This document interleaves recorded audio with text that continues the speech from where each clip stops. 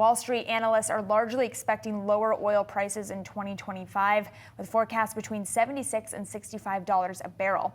Now, this could be a boon for the incoming President Trump, who has supported an increase in American oil production through deregulation.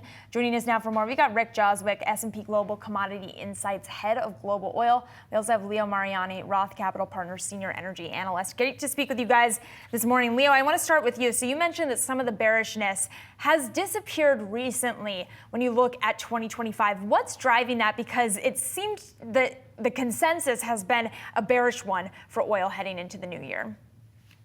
Yeah, so I think if you look at it, WTI oil's traded better over the last couple of weeks, and I think really what folks are looking at are potential sanctions. They're going to increase maybe dramatically from the Trump administration starting in late January, which can pull some barrels off the market, most notably from Iran.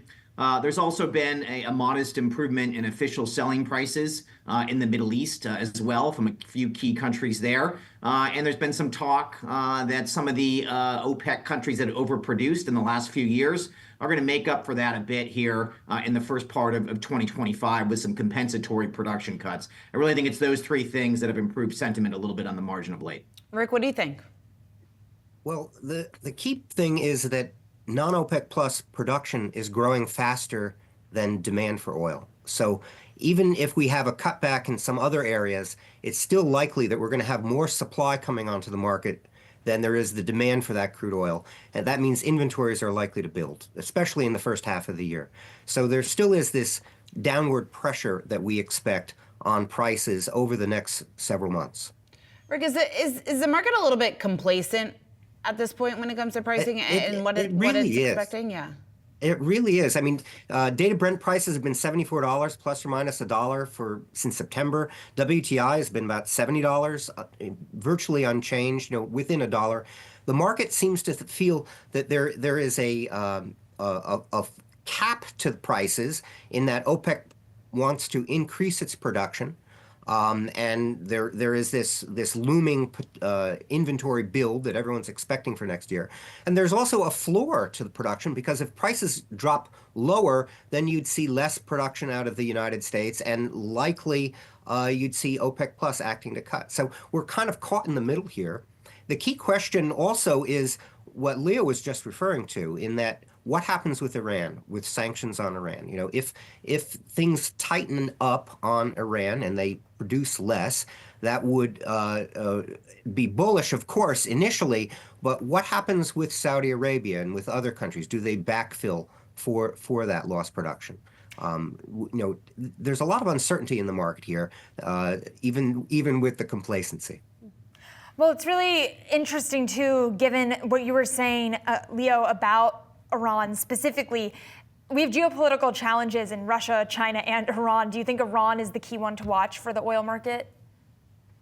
Yeah, I think so, for sure. I mean, look, I think that's clearly the country that Trump's incoming administration has already been talking about in terms of where there could be even more significant, economic sanctions. There's been, talk of just kind of, very full sanctions on the country, even from kind of day one and day two of the administration.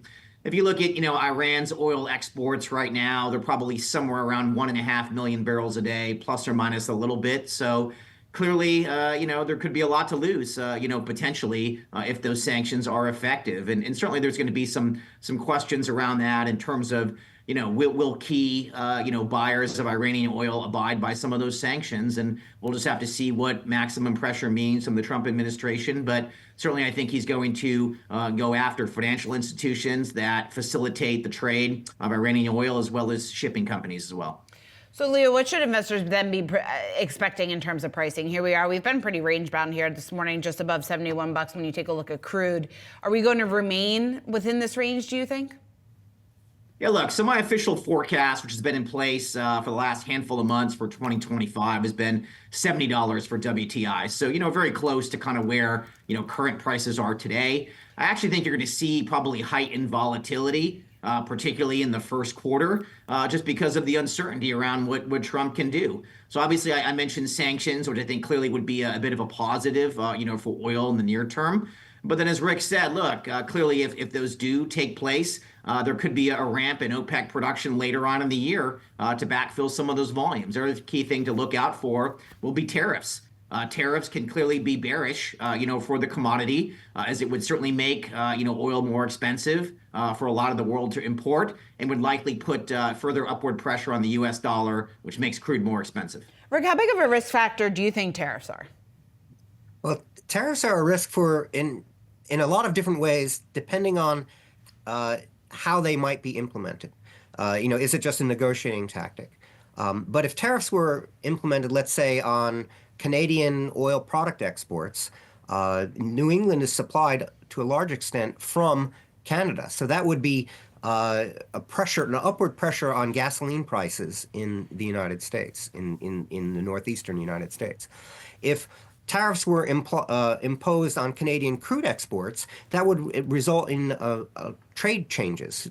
Canadian heavy crude would go to China, and other crudes would need to be imported into the U.S. West Coast. So there's a lot of uncertainty here. How much of this is a negotiating tactic? If there's general tariffs of modest level, then it's more of a global economic factor, a lower trade, which would tend to reduce fuel oil use for shipping, diesel use for trucking. So we are not likely to see any dramatic changes in the physical side of the oil industry from tariffs, though. All right, Rick, Leo, thank you so much for joining us. Appreciate it. Thank you.